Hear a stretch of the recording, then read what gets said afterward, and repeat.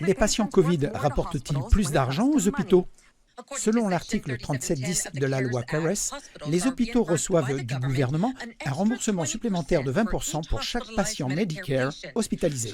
Les hôpitaux sont donc incités à utiliser des médicaments toxiques qui tuent les patients.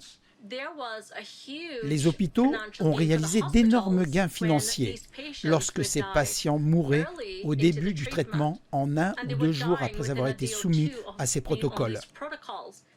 Il y avait parfois des centaines de DRG par patient et chacun d'entre eux rapportait des primes, des dollars aux hôpitaux.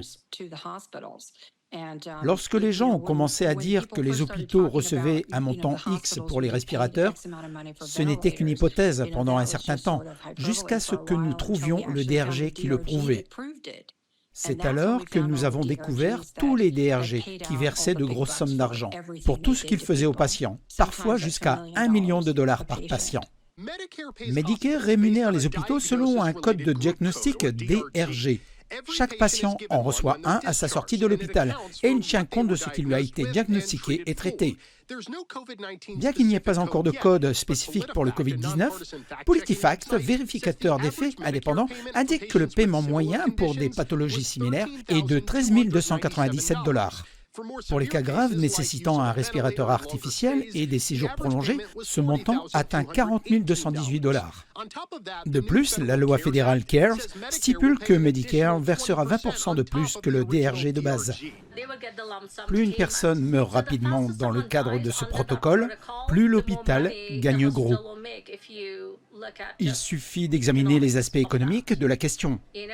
Si le patient reste 2 semaines, l'hôpital gagnera moins d'argent. Si le patient meurt plus vite, vous gagnerez plus d'argent.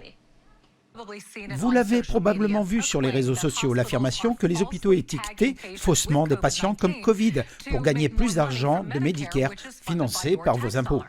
Un patient Medicare souffrant de pneumonie sans Covid rapporte environ $7 700 à l'hôpital.